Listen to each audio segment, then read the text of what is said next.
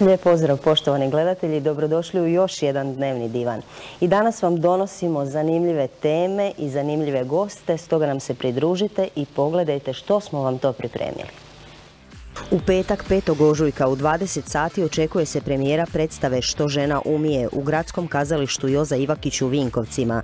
Dramatizaciju teksta za predstavu napravila je Vinkovčanka Biljana Čakić prema motivima istoimene humoreske Marije Jurić Zagorke uz prilagodbu današnjem vremenu koja također i režira ovaj kazališni komad.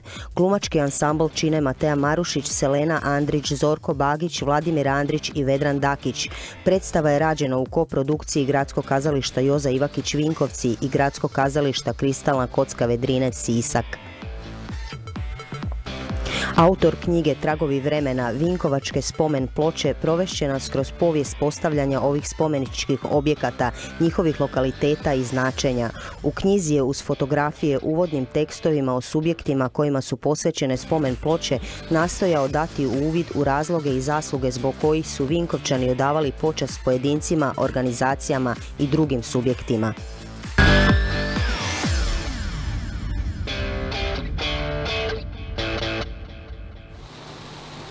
Poštovani gledatelji, iznimno zadovoljstvo mi je najaviti premijeru predstave Što žena umije.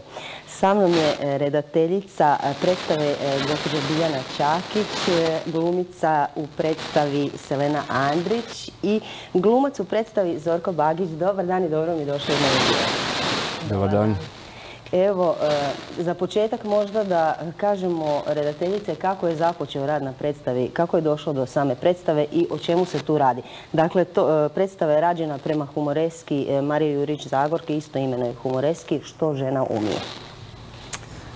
Pa meni je palo na pamet, recimo kad sam radila taj film o Zagorki, kako bi to bilo danas vidjeti taj njen komad zbog kojeg je ona proglašena šund literaturom i koji je oduševio u stvari cijeli tada Zagreb, intelektualni Zagreb, početkom 20. stoljeća, znači 1901.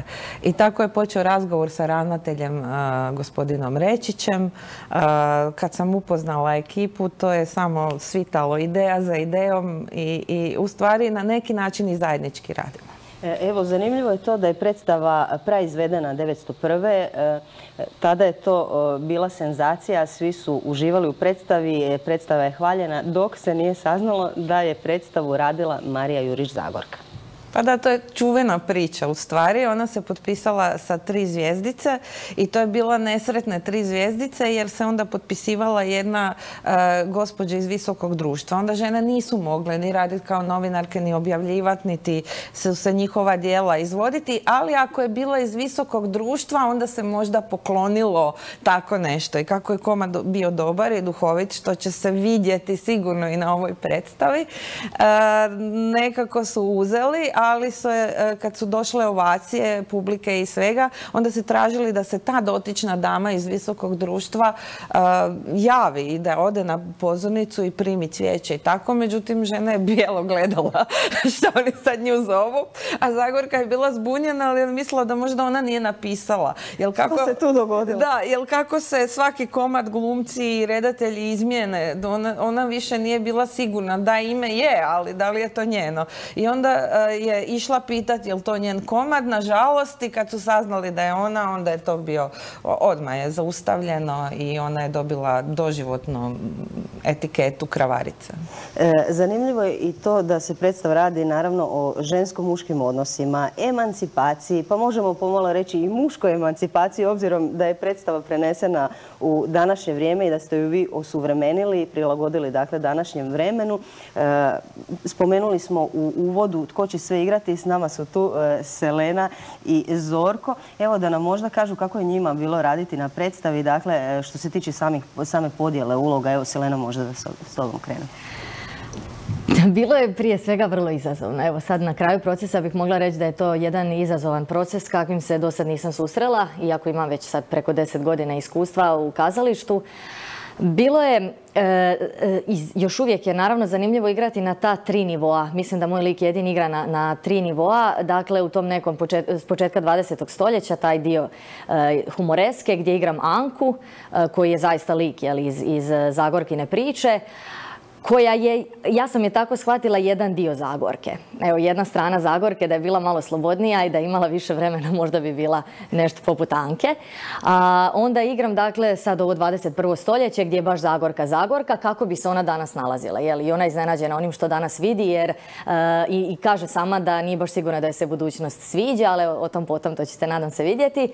I taj neki treći nivo Zagorke, Matoša i drugih feministica koje su postavile temelje za ovo što danas imamo, za te ženske studije i nadalje da sad ne nabrajam. Dakle, Zofka Kveder, Mira Kočonda i Virginia Woolf malo iz Britanije, koje su nasnimljene, a ja igram uživo i Zorko isto igra jedno vrijeme uživo. Tako da je to malo zanimljivo sve spojiti, a opet sve je razdvojeno, kad, iz koje energije, s kim i tako. Tako da zanimljivo je, zabavno je, ali je i izazovno. Izazovno ulazak baš taj iz lika u lik, ali na neki način poveznica je baš Zagorka. To što ste spomenuli, kao i svi pisci, oni utkaju u svaki svoj lik dio sebe, pretpostavljam. Da, ja bi se s tim složila. Ne mogu to sa sigurnošću tvrditi, ali mislim da je. Evo, tu je odmah s nama i Zorko, koji, možemo otkriti, igra Antuna Gustava Matoša. Možemo reći suvremenika Marije Jurić Zagorke i njenog glavnog oponenta što se tiče, pa možda ne toliko pisanja, nego čisto nekakvih stavova. Jeste, da, on nije bio njen protivnik u smislu književnosti. On je bio njen protivnik kao i protivnik svake žene koja razmišlja u ono vrijeme napredno, znači u smislu svoje slobode, svog života, svoje emancipacije. A on je njoj priznavao njen doprinos za njeno pisanje. Znači, on je to poštivao, ali je nije mogao opet vidjeti kraj sebe u novinskom uredu. Da mu parira. U ono vrijeme bila uvreda u našem društvu u Hrvatskoj da bi jedna žena pisala i još to takve političke tekstove, vatrene tekstove. Znači, Zagorka je bila, ne samo da je bila novinarka, prva žena, nego je ona bila žestoki novinar. Znači, rijetko je u to vrijeme tako bilo žestokih kritičara ondašnje vlasti Mađara i Austro-Ugarske. To je bilo zanimljivo. Evo, vi možda najbolje od svih nas poznajete ovdje Zagorku, obzirom da ste radili i film o njoj. Kakva je bila Zagorka ovako što ste vi uspjeli otkriti, baš toga što se tiče njenih stavova, nekih u to doba, koja su bila njena promišljanja i što je ono što se najviše u tom vremenu isticalo u odnosu na možda neke njene i muške kolege, ali i sve ostale koji su bili njeni, pa možemo tako reći, oponenti? Mislim, teško je reći šta je ona sve razmišljala, ali ona bila plodna u stvarima koje mi ni ne znamo, jer kad počnete nabrati o njoj, dođete samo do novinarstva, književnosti, ali ona je bila stalno na nekim, sada bi se to zvali konferencijama, seminarima, ona se borila za adolescente, bavila se psihoanalizom, mislim, vrlo, vrlo napredna žena u svim segmentima, pa je teško sad izdvojiti šta. Ovdje idemo se baviti književnosti i tom posvađanom hrvatskih umjetnika oko to malo novaca što se događa i danas i onda nije bilo para. Matoš nije mogao ženiti svoju Olgu, on je, zato što je kao umjetnik nije imao novaca, on je jedva preživljavao, bio više gladan i na hladnom nego, i sad dolazi jedna Zagorka koja mu još i to malo što ima uzima, ali nije problem ona, već za njom sve druge žene. I sad to je poanta svega. Nije toga što je Matoš stvarno bio, on je privatno bio vrlo, vrlo, kako bi rekla, vrlo sklon emancipiranim ženama, ali u to vrijeme muškarci nisu mogli preživjeti da su još žene preuzele. Pa malo ta uloga žena koje su se borile i zaista riskirale u životu, baveći se sufražetkinje, baveći se feminizmom i tako. Napeto je to bilo. Mi danas nešto imamo od toga, puno imamo od toga, a nismo ni svjesne koliko su se svi oni morali žrtvovati. Matoš i intelektualci da bi uopće Hrvatske bilo i hrvatske kulture i hrvatske moderne i da bi išli dalje, a žene žene da bi opismenile taj narod, da bi dobile neka prava. I tu je jako teško u jednoj predstavi opisati sve, ali mi smo probali na duhovit način bar dati dio jednog tog svijeta. Evo, na koji način ste onda vi to prilagodili? Na koji ste način prilagodili tekst, obzirom da ste radili dramatizaciju teksta? Na koji način ste onda to prilagodili današnjem vremenu? Kako to predočiti današnjoj publici od koji su neki zaista mladi i možda toliko ni ne ulaze u sve te probleme? Kako premostiti taj jaz između nekih starijih i novih generacija i sve to smjestiti u današnje vrijeme? Pa, kroz humor. I tu su mi glumci naše kazalište i ovi glumci puno pomogli jer su strašno duhoviti i talentirani na više razina. Znači, ako je dobar glumac, ne znači da je dobar i u komediji. A oni svi skupa jesu. I kad ulaze malo u dramu, i to, mislim, oduševljena sam i ne bi to mogla napraviti da nije njih. Onda sam iščitavala tekstove što su govorili Mira Kočonda, Matoš i Zagorka, jer se nisam usudila staviti nešto što oni stvarno nisu rekli i to je jedan mali triki dio, kak bi rekla, danas, jer oni danas ne znam šta bi izjavili. Tu je recimo Samir Aguž, koji je producent festivala glumca i znate ga već tu, s njim on je za mene filozof, vinkovački filozof i on mi je puno govorio s muške strane šta bi Matoš rekao i tako smo vodili te rasprave i čeg sam ja izvukla tekst danas. Recimo muške tekstove nisam sama uzimala, tu su mi pomogli i glumci i recimo Raguž, a i stari tekstovi. Evo, možda Selena, vi da nam otkrijete kako ste vi, dakle, glumite, otkrili smo već, glumite više likova u predstavi, kako ih povezati, kako je bilo glumiti svaki od njih? Vidite, meni je bio problem kako ih razdvojiti. Zato što sam ja u istom kostimu cijelo vrijeme. Svi igramo po 2 lika, osim ovoga likova koji se igraju povijesnih, da, koji su zaista postojali. Tako da igra svatko od nas 2 lika, samo što svi drugi imaju preslake, pa barem kostimom, naravno i različit način glume imaju i trude se, nešto smo pokušali što bi bilo s početka 20. stoljeća, kako je danas moderno, to nam već ide. A taj moj lik se proteže kroz sva ta 3 razdoblja, uvijek je u istom kostimu jer je stalno na sceni i nemam se priliku presvući. Zašto mislim zapravo da nema ni potrebe, nego je više na nekoj mojoj vještini glumačkoj. Sad koliko će to uspjeti ili ne znam, tako da sam se više trudila Zagorku ne skinuti je kakva je ona bila, jer zapravo malo zapisa ima, gledali smo stvarno sve o njoj, a malo zapisa ima kako je ona zaista kretala se i pričala i to vidjela sam je na slikama. Tako da sam se trudila nekako uz ono što mi je Biljana rekla i uz ono što sam sama vidjela, ne znam, taj njen dublji ton, zagrebački govor, jer to je recimo nama Slavoncima uvijek izazov. Šta recimo je koristila ne iz potrebe zato što nije mogla hodati, nego više iz neke, ne znam, moći i neke kurtoazije, da to tako kažem. A Anka je opet neka Slavonka, to sam se već u tome našla, pa je ona neka vrlo otvoren način igre, glasan, razvučen, slavonski. Tako da sam tu negdje tražila više i još uvijek to tražim i nadam se kad krenem u neke češće kontinuirke da će se to malo posložiti, da će mi se neke stvari otvoriti jer ne mogu glumiti na pamet.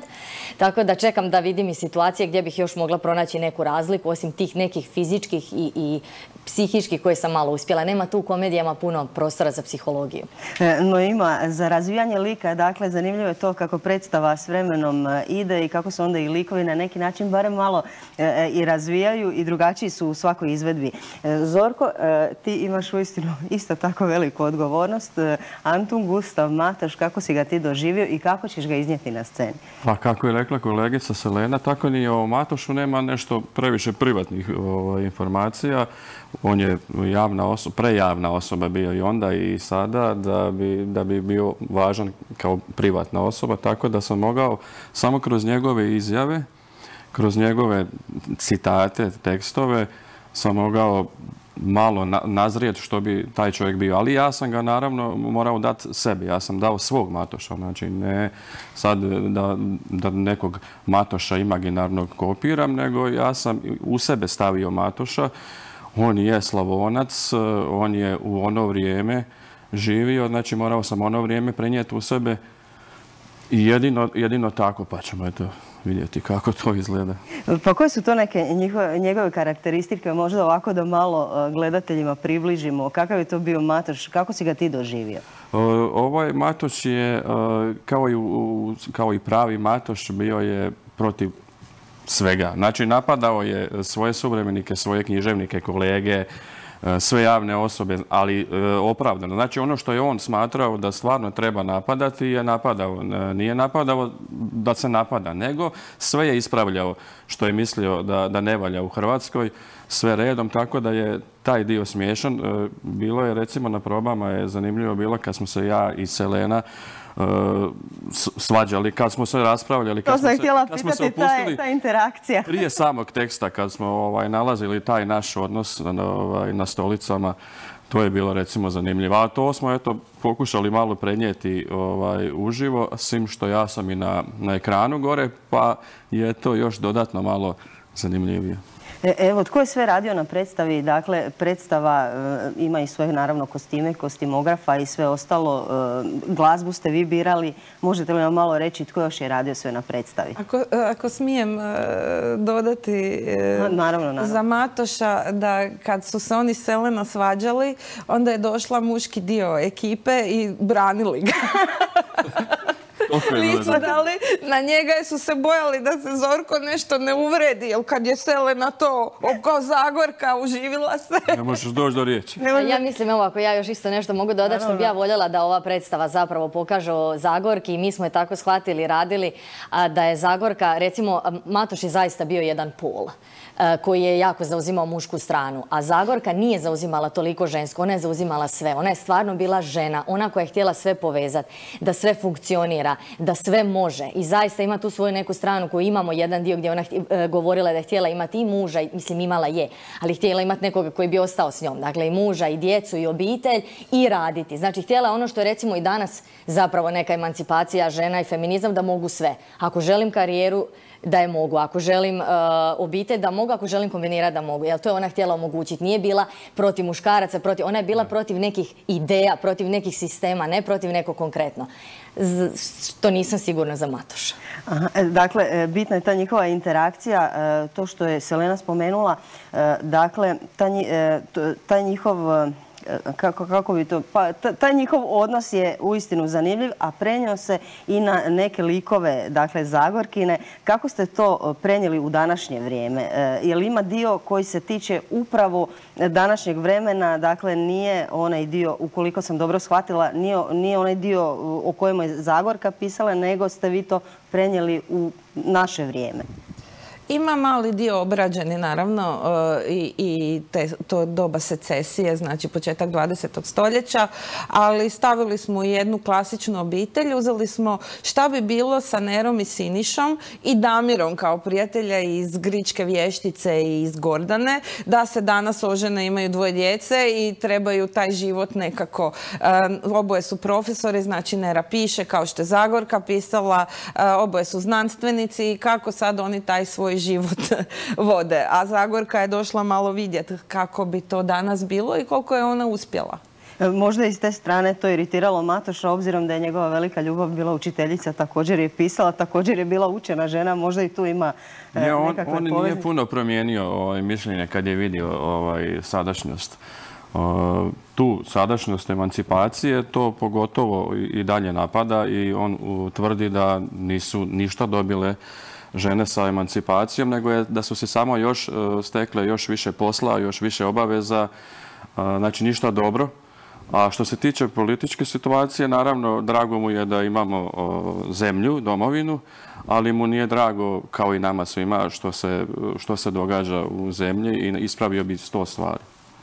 Evo, dakle, zanimljiva predstava. Možda da se vratimo na ovo pitanje. Tko je sve surađivao u predstavi? Ja bih molila Zorka i Selenu da mi pomogne, ali ne znam prezimena svih ljudi. Predivne 3 djevojke, studentice još, 2 su učenice Selenine, ona je profesorica na Osječkoj akademiji, jedna je iz Rijeke. I sad, Selena, molim te, reci mi ime. Laura Šalov je Mira Kočonda u predstavi, a Lucija Subotić je Virginia Woolf. Dakle, tko je radio glazbu, kostime? Imamo još jednu našu Vinkovčanku, Nataša Veselinović, koja je došla pomoć malo oko predstave i dobila ulogu i sjajno je odigrala. Tako da sam ponosna jer naše Vinkovčani studiraju u Rijeci. Što se tiče scenografije, to sam ja silno htjela da mi Davor Molnar radi. Zdenka Lacina je, nju sam isto jako htjela, predivno rade i zaista im je veliki izazov jer rade i video i stvari koje do sad nisu radili.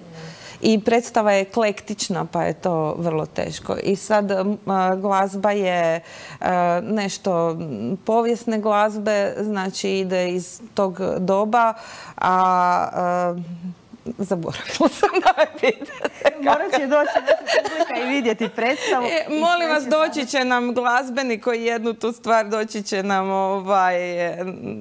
ovdje pa ga možete pitati. Naravno, mi se uvijek veselimo umjetnicima, ugostiti umjetnike. Evo, da kažemo, dakle, spomenuli ste i video uradak, to je također zanimljivo, da će, to je ova razlika u glumcima, neki od njih će raditi i na video uratku. Da. Ja, kao povijesni lik, sam na videu i te 3 feministice. Taj video je snimao Darko Bušnja, naš snimatelj. Davor Molnar ga je uredio za predstavu. Danas smo recimo snimali trailer i eto, šta da kažem. Sve je spremno, dakle, za premijeru? Spremno je i bit će spremnije. Znači, spremno je u ovoj fazi kojoj je, ali će biti naravno gotovo na vrijeme i bit će u redu. Da ponovimo, dakle, premijera je u petak u 20 sati. Premijera predstave Što žena umije. Dođite u Gradsko kazalište Joza Ivakić ako bude karata, obzirom da je, to još nismo rekli, dakle, naravno, zbog cjelokupne situacije gledalaca je manje. Dakle, 30-ak ih može biti. 30 mjesta, da. 30 mjesta. Repriza je 6. sljedeći dan i 7. u nedjelju. Znači 3 dana u kompletu. Ja bih se ovim prilikom volio zahvaliti i ostalim, znači, djelatnicima kazališta koji vrijedno rade. Znači, Dražen Bulat na svjetlu, Boris Suhovski, on će voditi te projekcije. Ana Mariji, koja je pomoćnica Zdenki Lacini oko svega. Zvonku Majdišu kao Ruži Miler šminkerici, Zvonku Majdišu kao našem isto pomoćniku oko kostima. I naravno ostalim glumcima, Vedranu Dakiću, Marušić i Vladimiru Andriću. I našem ravnatelju koji je to sve omogućio, Zdenku Rečiću. Evo, ja vam želim, neću vam poželjeti sreću, nego ono što se kaže slomite nogu. Tako se to kaže u kazalištu. Naravno, nismo još spomenuli jednu važnu stvar. Dakle, 5. ožujka također će se nešto važno dogoditi u kazalištu. Dakle, skupljate humanitarnu pomoć za... Ovo je drugi puta. Znači, opet skupljamo pomoć za Sisak i taj stradao kraj.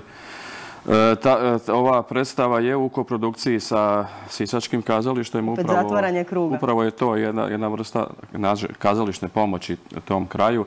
Nadamo se da ćemo i naše predstave u skoro vrijeme, kad se tamo malo uvjeti poboljšavaju, igrati za njih isto tako besplatno i da će ova humanitarna pomoć kao i prva biti uspješna, jer stvarno smo prvi reagirali, recimo, odmah i bilo je jako uspješno. Ljudi su se jako odazvali, hvala svima i nadam se da će tako biti isto i ovaj put. Evo, neka se svi odazovu. Ako ima vremena, samo da kažem, zar možete sumnjati pored takve ekipe? Oni svi rade sve. Danas smo imali snimanje tog trailera, bilo je sve porazbacano, glumci su došli i to pokupili. Svi rade sve od smišljenja i svi žive kao jedan tim i to ja sam zahvalna ravnatelju Rečiću da je prepoznao taj tekst i da je stvorio takvu jednu ekipu, užitak je raditi s njima. I da ste nam doveli Zagorku u naše gradsko kazalište Joza Ivakić u Vinkovcima. Hvala vam lijepa na današnjem razgovoru. Dakle, nećemo reći sretno, vidimo se na premijeri i hvala vam još jedan put na razgovoru. Vidimo se kako je prošlo, poslije premijere kako je prošlo. Hvala vam. Hvala vama na pozivu. Poštovani gledatelji, a mi nastavljamo dalje, također ostajemo u kazališnom tonu.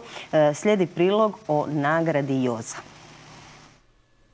Proteklog vikenda 12. i 13. veljače u Vinkovačkom kazalištu na rasporedu je bila prva predstava nakon koje su gledatelji mogli dati svoje prve glasove za nagradu Joza, a riječ je o predstavi Gospođica Julija. Imali smo maksimalno 30 gledatelja. Jasna stvar da nikad neće svi glasati. Mislim da je oko 25-26 ljudi glasalo. To je kuvertirano ajmo reći, selotejpom zapečaćeno i spremljeno u kutiju dok ta komisija i žiri ne bude otvorila i pregledala. Sukladno trenutnim mjerama dopušteno je oko 30 gledatelja po kazališnoj izvedbi. Ravnatelj Rečić nada se povoljnoj epidemiološkoj situaciji, a time i što većem broju kazališne publike u nadolazećim vremenima. Kazališna nagrada Joza cjelogodišnja je priča u kojoj gledatelji mogu glasati u nekoliko kategorija. Biramo našu najbolju predstavu i iz naše najboljih predstava naših izabrat ćemo najboljeg glumca i najbolju glumicu. Isto tako ćemo tokom godine gledatelji će izabrati najbolju gostujuću predstavu, prvo, drugo, treće mjesto. I tako biramo i glumca, prvo, drugo, treće mjesto i glumicu, prvo, drugo, treće mjesto, a biramo samo najbolju predstavu. Glasanje se odvija putem kupona koje svatko dobije prilikom kupnje ulaznice na blagajni kazališta. Tako će se prema ocjenama kazališne publike birati pobjednici u navedenim kategorijama, a glasački kuponi ubacuju se nakon predstava u glasačke kutije koje se nalaze u predvorju kazališta. Publika također ima priliku osvojiti nagradu. Svi naši gledatelji koji glasaju na glasačkom kuponu ima kontakt adresa, telefon, mobitel, ime, ostaje i svi oni idu u bubanj i tokom 2022. u prvom mjesecu zajednički se priprema jedna, ajmo reći, zanimljiva emisija i javno će se izvlačiti tko je od publike dobio nagradu. Podsjetimo, nagrada Joza novost je u vinkovačkom kazališnom životu, a uspostavljena je ove godine, te će biti realizirana u organizaciji Gradskog kazališta, Plave vinkovačke televizije i tvrtke Novosti. Proglašenje najboljih predstava i glumaca bit će upriličeno na svečanoj dodjeli u siječnju 2022. uz izravan prijenos Plave vinkovačke